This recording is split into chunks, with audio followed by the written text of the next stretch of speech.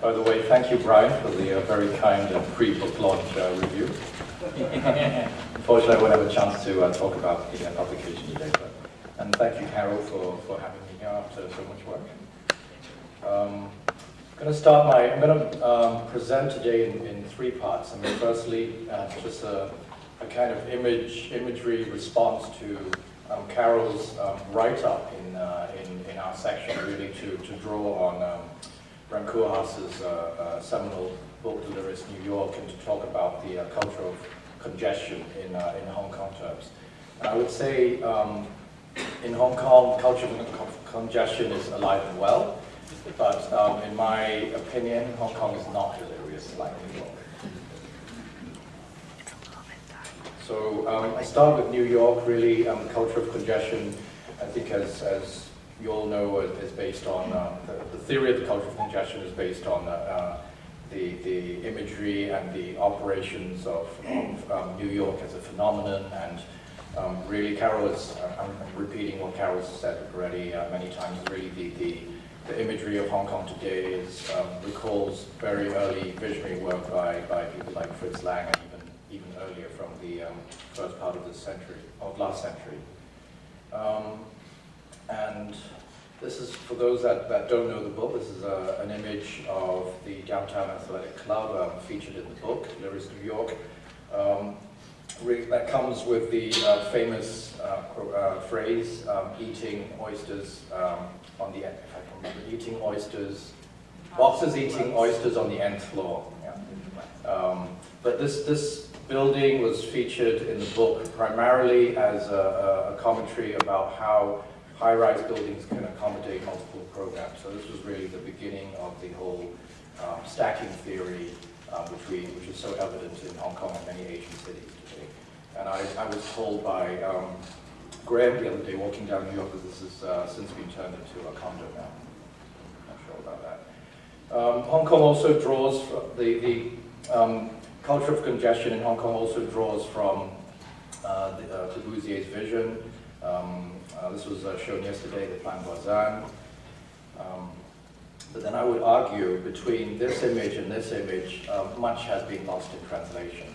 I mean, our architects from the 1950s and 60s basically went out and built these cruciform towers with infrastructure connecting, but there are many differences between this image and the Hong Kong image. One being that Corbusier's visions, even for the city of 3 million people, existed on a flat plane. The space between buildings was much more abundant, and the zoning and the land use planning was fundamentally different from Hong Kong. So I would say, although the images do look similar, but there's actually a lot of difference between Corbusier's vision and what happened in Hong Kong. And this, as we move along, in the previous images were images of new towns, but this is sort of an inner city kind of classic shot of congested density in Hong Kong. And as Paul also introduced, the congestion exists at the street level as well. And this is an area in Hong Kong called Bangkok, which used to, at one point, I think 10 to 15 years ago, had the highest density of land in the world.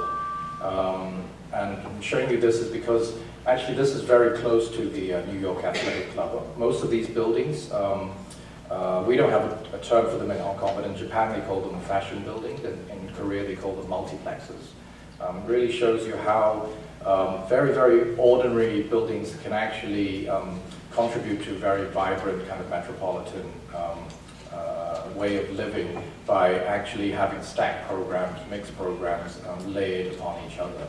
And I think one of the special characters of Hong Kong is that we've also got the horizontal layering of signs as well. So much so, we have this kind of overlapping, informal, congested imagery of Hong Kong that the successful retailer called GOD in Hong Kong has actually constructed this. This is actually not real, this is actually a collage all the illegal, many illegal facades of Hong Kong, and actually turn this into a brand now, turn this into a product. So you can find this on handbags, t-shirts, whatever, pajamas, blankets. And really, I would offer actually, do people come to Hong Kong? I mean, the foreign visitors tend to come to Hong Kong to see this, but gradually, as we heard on day one, actually 60% of our tourists are from mainland China now, and like many international tourists, they come primarily for shopping, but also for this specific view. And I'd actually like to offer you today something of an alternative to this kind of view, which has got enough exposure already. Really, by presenting Hong Kong as a kind of dim sum city. This is a term that I coined up with some friends of mine, and I think really dim sum. It's very nice food, but it's something that is very common in Hong Kong, and I think this image really tells us a lot about how urban density and how real estate works in Hong Kong. I mean, for a start, dim sum is very delicious. It's prepared by very skilled chefs, and I think the people that make the buildings in Hong Kong are very skilled, and they have good intentions. However, the people that sell the buildings, and I'm not talking about the developers, I'm talking about the real estate agents on the street, are very much like the character on the right-hand side, who's actually a triad member. Very often at the launch for those that haven't been to Hong Kong, the launch of these sales, when you drive up to the show flat, you get swamped by about 20 to 30 recently high school graduated real estate agents that shove brochures in your faces. So I think that's a kind of a very successful gangster tactic that has worked for many years in Hong Kong. But also the thing about dim sum is that the units are interchangeable, and that's the positive side I would like to share with you. And I really think that I share Carol's sentiment that this kind of interchangeable, flexible stacking of units, however uniform they may look on the outside, is a good thing. And I would argue that we need more of this stacking, whether the buildings are 60 stories or 80 stories. And this stacking condition also occurs in another kind of very pivotal industry in Hong Kong, the logistics industry. We have these sort of standard containers which are moved around by computers. Hong Kong, by the way, has the fastest turnaround rate of containers in the world, guaranteed 24 hours. So I'd like to move on to maybe some alternative, maybe not alternative, but some speculations of other ways to define density. Because over the past 2 days, we've heard many definitions in terms of connectivity or in terms of statistics. But I would like to offer maybe a more qualitative view about what density means for Hong Kong people and for Hong Kong. First of all, really dealing with the image of the city. It's a saturated density, and this is a shot from the book Over Hong Kong of how density in '82 was already saturated, but it's getting more and more saturated on the Hong Kong Island side, primarily because the government has allowed reclamation to continue. And you can see the IFC building in the middle being the main star. Hong Kong, this image again, which you can download from the Hong Kong Tourist Association's website with conditions, is a kind of branded density. Density has become a brand. It's a kind of different brand from the GOD brand. But I would say that this is a spectacular light show that happens at 8 p.m. every night without fail for about, I think it's 20 minutes. So the image of Hong Kong, the skyline, this sort of elevational view of Hong Kong, this kind of elevational density was already there, but it's obviously not enough for tourists that come back, again and again to shop. And so our tourist association has come up with this brilliant idea of having a kind of light show laser show every night, and I'm not sure whether Norman Foster agreed to this, but the Hong Kong Bank building flashes between red, white, and blue, sort of every like a disco light. We also have stacked density, and we've heard a lot about this over the past few days. I'm a real big supporter of stacked density and the transit that comes with that, and I think that's one good reason for us to have podiums. This kind of stacked density has really been in operation with transit integration really for the past for over 15 to 20 years, and I think the hypothesis of this really is the Kowloon Station project, which in a few years' time will have 3 major stations underneath it. But stacked density also means multiple programs as well. Paul just showed an image of the sort of urban footprint of Langham Place, which actually replaced the red light district. I forgot to tell you. That was the sort of primary red light district of Hong Kong, and it's a kind of a gentrification of the area. But I would argue that if you look inside Jurdee's Towers, actually it's 13 stories of very, very mixed program, and it's actually a very skillful design. I think he borrowed a lot from casino design. Once you go in, you can't come out, you can't find the exit. And there's only escalators going up. When you come down, you have to walk, basically. So I think that's it's incredibly skillful, and the mix of programs really, whether you like it or not, makes you want to stay there all day. There's also connected density, and these are sort of 2 views of how density is integrated horizontally, both in slow speed, sort of pedestrian on the left-hand side. The whole entire central business district of Hong Kong is connected not only by elevated walkways, but also underground connections. So you can actually theoretically hop from building to building in the whole.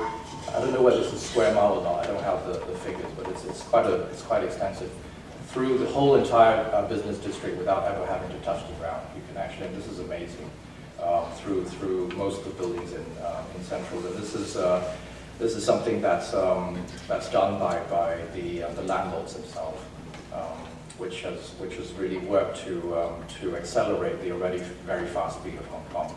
And then on the right-hand side, we have the Qingyi project that was shown by MTRC the other day. Again, really an interchange. I think one of the successes of this kind of project is not only the fact that we have one form of transport below, but we have multiple forms of transit below these kind of podiums. And I think it's the interchange. It's not just having one form of transport going, but you can actually jump from, in some cases, especially in Central, you can jump from tram to ferry to minibus to taxi to private car to pedestrian in one spot. And I think it's this interchange, it's the interchangeability of different transit modes, which actually makes Hong Kong very, very not dependent on public transport as it's being presented. And I'd like to show you that the map on the left-hand side is actually all the connections in the central business district above and below ground. So it's really, really very well connected. We have these sort of elevated walkways, which are public, and they connect most of the buildings. There's another version of density, which is reclaimed density. So density can actually, in Hong Kong, miraculously can appear. This is, I would say, it's really apart from the new towns, it's the space of the waterfront which actually has contributed to the increasing density of Hong Kong in the past 10 to 15 years. That's actually, on the left-hand side, is actually the reclamation and the infrastructure being put in on the Kowloon Station and West Kowloon Cultural District waterfront on Kowloon side. And on the right-hand side, you can see the almost, this is an old picture, but the almost built up mass on top. Density in Hong Kong can also be very generic. Control C and V, I think we all know is copy and paste. And I would really,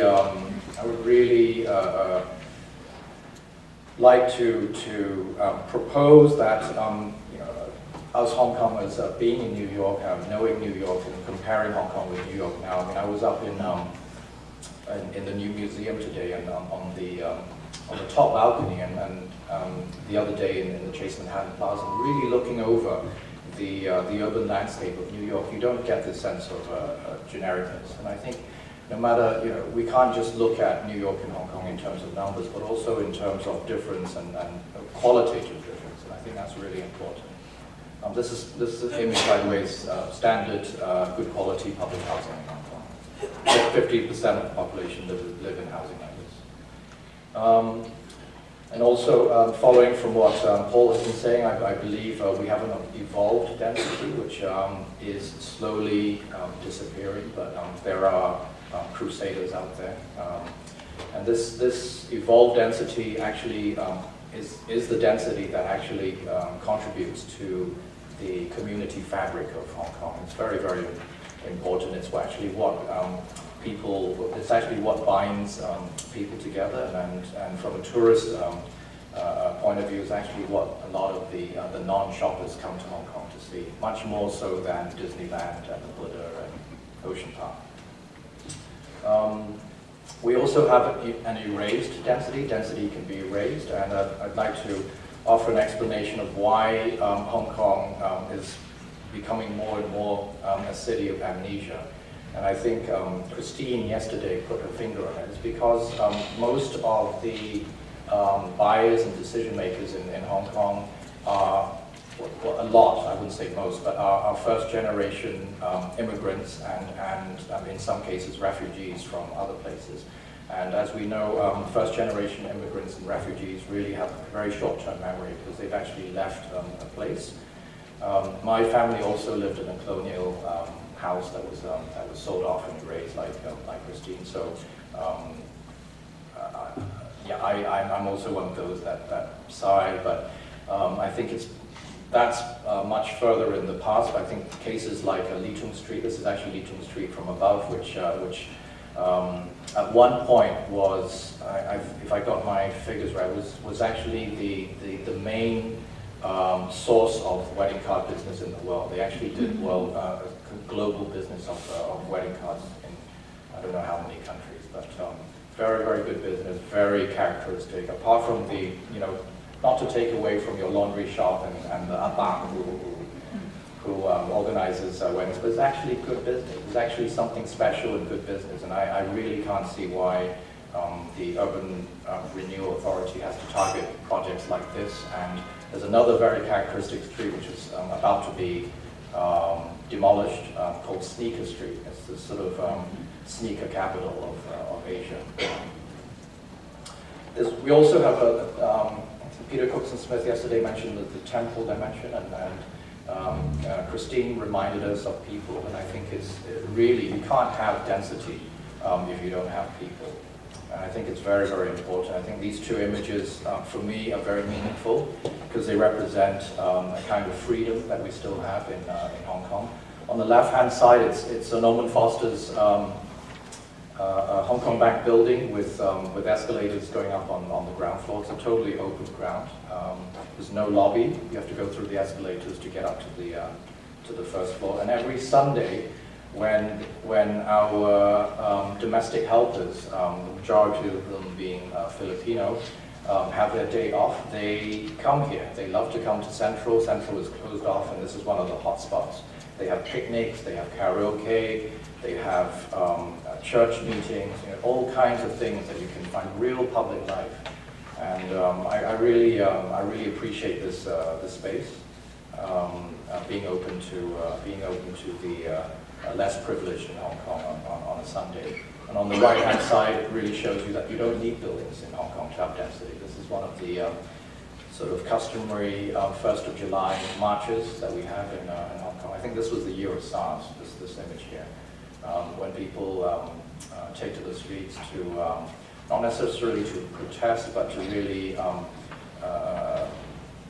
band together in a kind of a form of solidarity to say, well, this is what we think about the government. So, back to the title, Designing Density.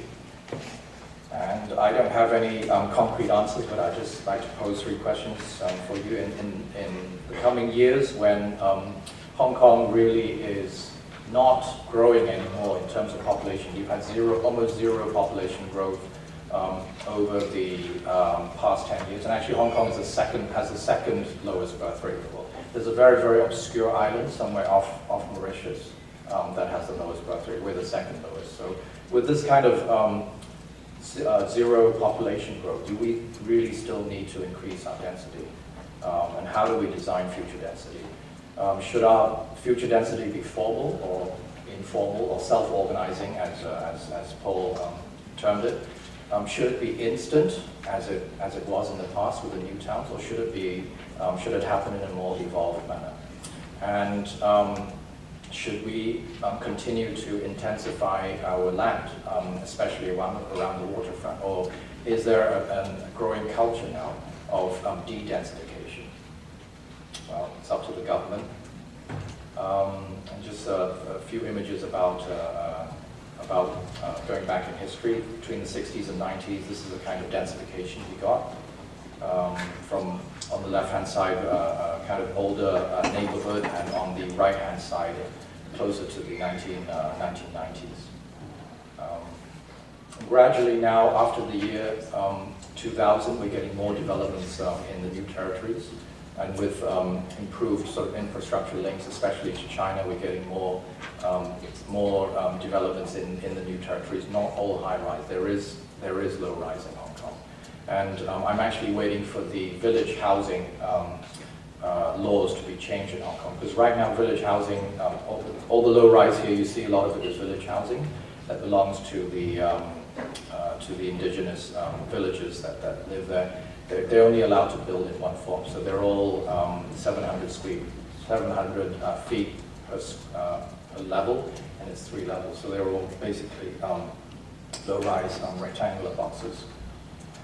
And looking forward beyond the current time, I think an even more important issue for considering Hong Kong density is what I call unique densification, and it's the border between Hong Kong and Shenzhen and mainland China. Hong Kong is now part of China, but we have one country, 2 systems. And in the year 2046, this border, which is the, I don't have a pointer, but which is that river, the wavy line, will disappear. The political border will disappear. We will be one country, possibly one system. So I think it's very interesting to see that actually the mainland China side has been totally densified. Shenzhen has no more open land, and the Hong Kong side is still very, very green. And actually, Secretary Lam yesterday showed you that actually some of the new government plans, the new development areas in the chief executive's new policy speech, actually is focusing on this area. So I think this will be a great challenge actually, because this is the place where the 2 systems will meet, and right now it's black and white. So what will happen in the future? It's something I think is very important. And I'm going to show you, really, Paul has mentioned this project as well, but I'm going to show you 2 projects which I've, over the years, researched quite intensely, that I feel offer a clue about, a way of really designing density in Hong Kong, but without designers. And one of them is the Kowloon Walled City. The other one is the mid-level escalator, which is in the exhibition in the Skyscraper Museum. Now, I show you these 2 projects. I'm very passionate about these 2 projects because both of these 2 projects didn't have architects. And even though I am an architect, I really believe that sometimes things could be better without architects. So if these 2 projects are so amazing, what are architects doing right and what are architects doing wrong nowadays? So you can see it's really it's actually a historical project that goes back. I forgot. I think it's the 1800s, and it's a no man's land. It was neither governed by Hong Kong by the British nor Chinese, and at its peak, I mean, it actually evolved from a salt mine from a salt mine to become really the densest place on the planet. And we have this amazing section on the top, which again was not done by Hong Kong, it was done by Japanese scholars. So I'm just going to run through very quickly. So, great community living there. It's a continuous roofscape. These are some of the drawings I did. And this is, again, a classic case of multiple program stacking. The right hand, the bottom right hand drawing there actually shows non-domestic units in operation, almost at all levels of the mass. And sadly, in 1992, I think it was demolished by the government. And paraphrasing Koolhaas, I think it was a lobotomy of a dangerous ideology. It's too good to be true. So I don't agree that this is an infamous project at all. I'll just skip through that. And then, this is something that I researched for the Venice Biennale a couple of years ago. Again, a project without architects. It was done from engineering drawings and shop drawings from escalator supplier, manufacturer.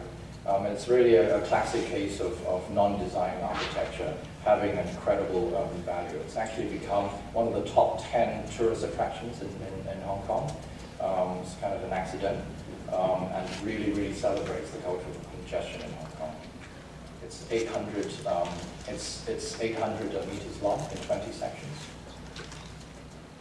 Open until midnight every day.